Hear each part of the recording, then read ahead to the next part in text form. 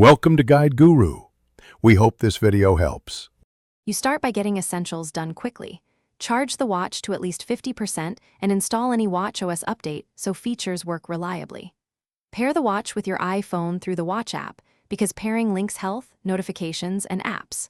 Once paired, choose wrist preference and set a passcode so biometric and security features function correctly.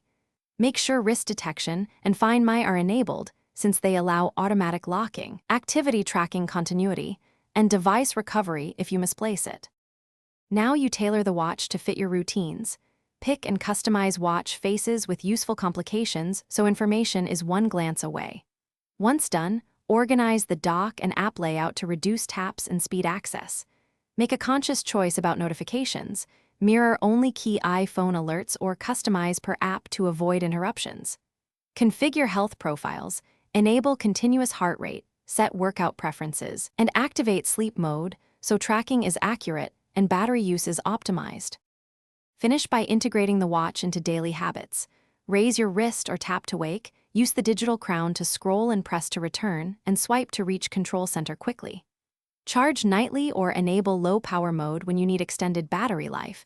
This preserves tracking and lets updates complete. If something goes wrong, restart first. If unresponsive, force restart. Should problems persist, unpair and repair to reset sync, then verify iCloud, Bluetooth, and watchOS versions to resolve lingering issues. Thanks for watching. Consider subscribing if we helped you today.